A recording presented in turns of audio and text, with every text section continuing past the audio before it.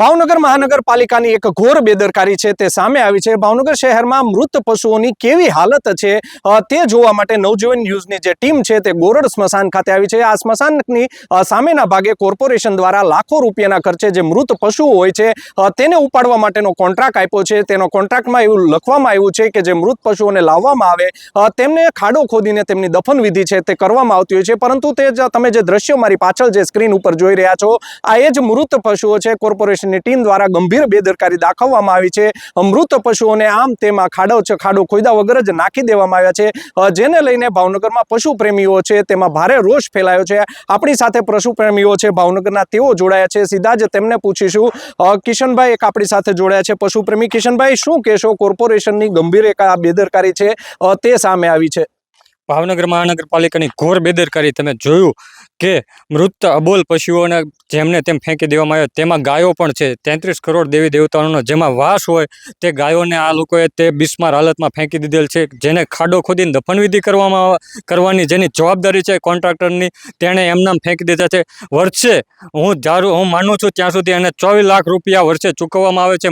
Monthly 1 lakh ને કંઈક 86,000 જેટલી રકમ તે કોર્પોરેશન દ્વારા આ કોન્ટ્રાક્ટરને ચૂકવવામાં આવે છે। ત્યારે આ કોન્ટ્રાક્ટર અને કોર્પોરેશનની મિલીભગતથી આ ઘોર બેદરકારી કોર્પોરેશન દ્વારા આચરવામાં આવી છે, અને તેમાં મિલીભગત પદાધિકારી અને અધિકારીઓની બંનેની છે।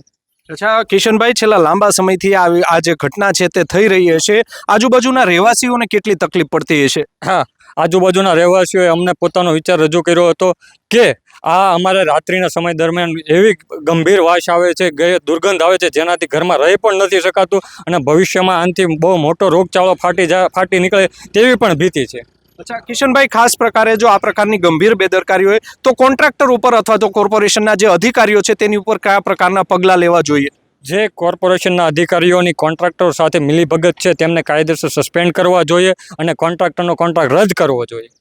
આપણી સાથે અન્ય પણ એક પશુ પ્રેમી છે તે જોડાયા છે, તેમને પણ પૂછીશું, તેમને ખ્યાલ ધ્યાનમાં કેવી રીતે આ સમગ્ર ઘટના છે તે આવી, તેમની સાથે પણ વાત કરીશું। જી, આપનું નામ?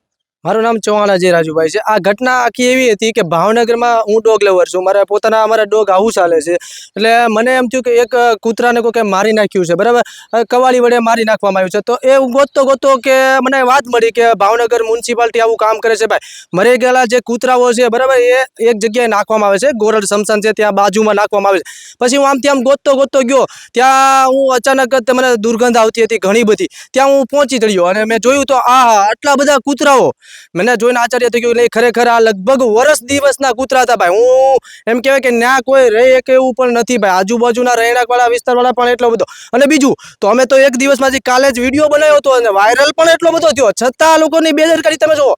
કૂતરા ત્યાંથી લઈને બાજુમાં ઢગલો કરી દીધો ભાઈ, ઢગલો તો કરી દીધો, પણ એમ કહેવાય કે બેદરકારી જુઓ, હજી કાંઈ તંત્ર ધ્યાનમાં લેતું જ નથી ભાઈ। વિડીયો બહુ જ વાયરલ થયો છે।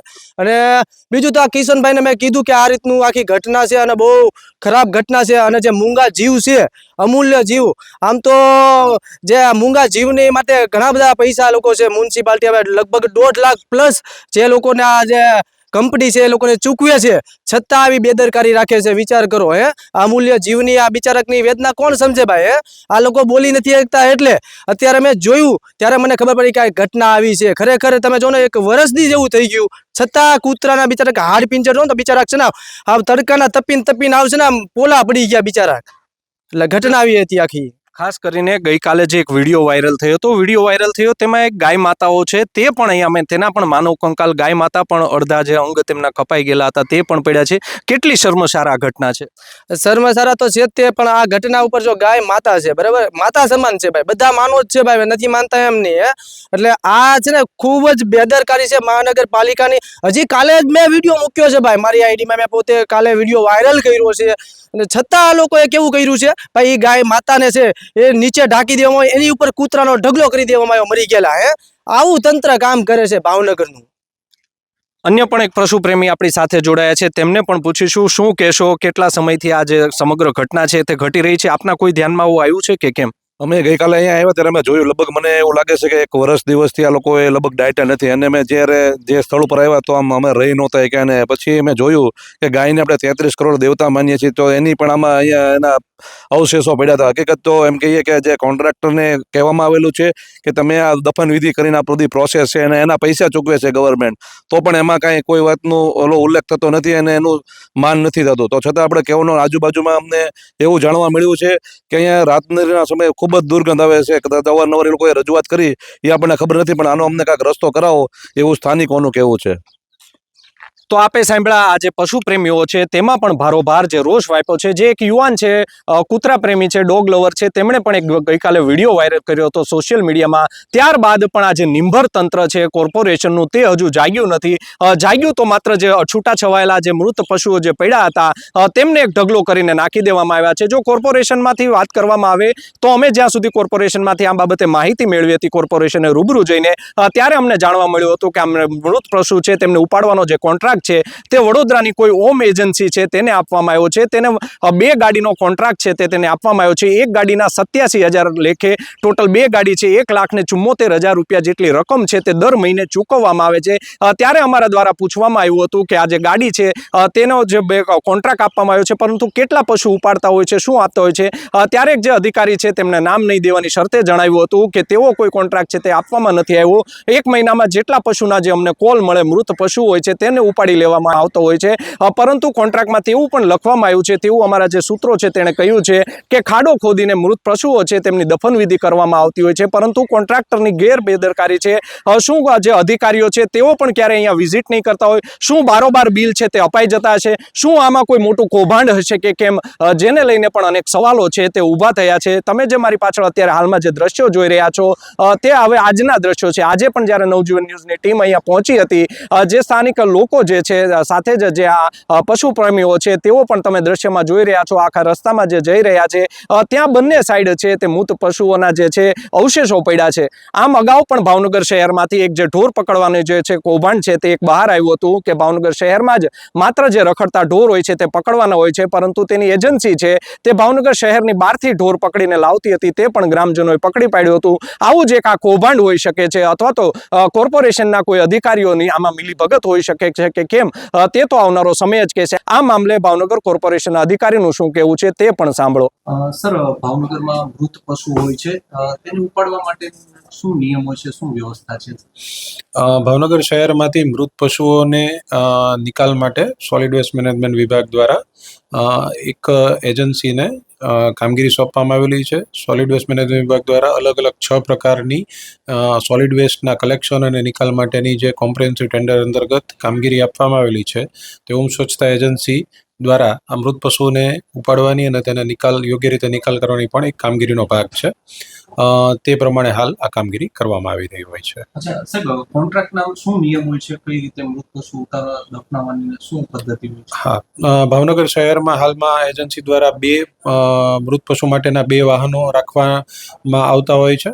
પૂર્વ અને પશ્ચિમ વિસ્તાર બંને માટે એક વાહન એવી રીતે રાખેલું હોય છે, અને જે તે વિસ્તારમાંથી આ પ્રમાણે ફરિયાદ કે વર્દી આવતી હોય તે અનુસાર તેઓએ તેનું કલેક્શન કરી ત્યાંથી ઉપાડી અને મહાનગરપાલિકા દ્વારા બતાવવામાં આવેલા સ્થળ ઉપર ત્યાં યોગ્ય રીતે ખાડો કરી અને તેમાં એ મૃત પશુના દેહને દાટી અને તેમાં મીઠું અને અન્ય કેમિકલ નાખી અને આ નિકાલ કરવાની પદ્ધતિ નક્કી કરેલી હોય છે, અને તે અનુસાર તેઓ દ્વારા કામગીરી કરવાની થાય છે. સર, આ પેટે કોન્ટ્રાક્ટરને કોર્પોરેશન દ્વારા કેટલી આપણે રકમ ટોટલ ચૂકવતા હોઈએ છીએ?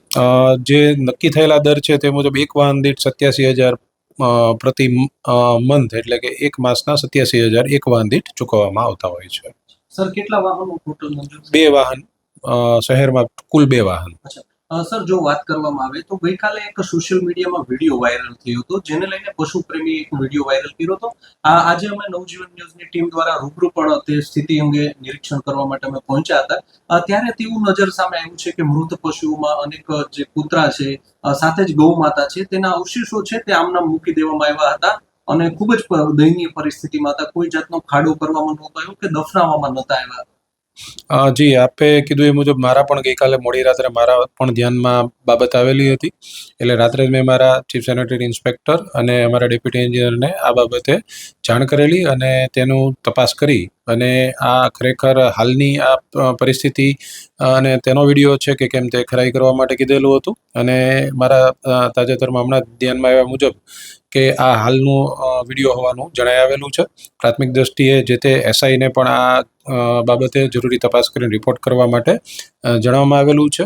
અને આ પદ્ધતિથી નિકાલ કરવાની કોઈ જોગવાઈ ન હોવાથી જો એજન્સી દ્વારા આમાં સ્પષ્ટપણે કોઈ પ્રાથમિક તબક્કે બેદરકારી કરવામાં આવેલું તેવું જણાય છે, તો તે માટે તેની ઉપર 100% કાર્યવાહી કરવામાં આવનાર છે. સર, આ મામલે કોર્પોરેશનના કોઈ કર્મચારીની પણ સાંઠગાંઠ હોઈ શકે? આટલા લાંબા સમયથી કોન્ટ્રાક્ટ આપવામાં આવ્યો છે, દર મહિને લાખો રૂપિયા આપણે ચૂકવીએ છીએ, પરંતુ કોર્પોરેશનના કોઈ જે તેના સેનેટરી ઇન્સ્પેક્ટરો કે તો કોઈ જોવા નહીં જતું હોય, નિરીક્ષણ નહીં કરવામાં આવતું હોય સર? કોન્ટ્રાક્ટ લગભગ 2 વર્ષથી આપેલો છે અને મારા જે તે સમયગાળા દરમિયાન આવી કોઈ બાબત ઘટના બનેલી ધ્યાનમાં આવેલી ન હતી. પણ ગઈકાલે આ એક બાબત ધ્યાનમાં આવી છે એટલે તે છેલ્લા કેટલા સમયથી આવું બનવા પામ્યું છે કે કાલ એક જ દિવસની આ ઘટના છે. તે બંને બાબતની ખરાઈ કરી અને આગળ આપણે ચોક્કસ કાર્યવાહી કરી શકીએ. ડેઈલી અત્યારે કેટલા કોલ આવતા હોય છે મૃત પશુઓ માટે? નોર્મલી વર્ષ દરમિયાન દિવસના લગભગ 5 થી 10 ની વચ્ચે કોલ આવતા હોય નોર્મલી, પણ શિયાળામાં મૃત પશુઓની તેમનું મૃત્યુ થવાની ઇન્સિડન્ટ છે ઘણા વધી જતા હોય છે. અને આ કારણે લગભગ દિવસના 50 થી લઈ અને 70 સુધીના કોલ શિયાળાના સમયમાં આવતા હોય છે. સર, જે ડમ્પિંગ સાઇટ છે તે માનવ વસાહતથી 400 થી 500 મીટરના જ અંતરે છે, તો હવે બેદરકારી બદલ શું પગલાં ભરવામાં આવશે? જે ડમ્પિંગ સાઇટ છે એ જનરલી દૂર એટલે જ હોય છે કે આજુબાજુમાં બને ત્યાં સુધી માનવ વસ્તી ન હોય, પણ આવી રીતે ખુલ્લામાં પશુના મૃતદેહને છોડી દેવા તે 100% બેદરકારી છે. તેમાં નિયમ અનુસાર તેમની સામે પેનલ્ટીથી માંડી અને અન્ય કાર્યવાહી 100% કરવામાં આવનાર છે. એજન્સી ક્યાંની છે અને શું નામ છે એજન્સી? એજન્સીનું નામ છે ઓમ સ્વચ્છતા કોર્પોરેશન, બરોડાની એજન્સી છે અને ભાવનગરમાં ઘણા સમયથી કામગીરી કરે છે. તો આપે સાંભળ્યા હતા ભાવનગર મહાનગરપાલિકાના જે અધિકારી છે તેમણે પણ કહ્યું છે, આ સમગ્ર વિષય ઉપર તેમણે વાત કરી છે. જોવું રહ્યું આગામી સમયમાં હવે જે આ કોન્ટ્રાક્ટર છે જેની ગંભીર બેદરકારી છે કે નહીં તે કોર્પોરેશન હવે તપાસ કરીને ક્યારે બહાર લાવે છે. યશપાલસિંહ ચૌહાણ, નવજીવન ન્યૂઝ, ભાવનગર. વૈષ્ણવજન તો તેને કહીએ જે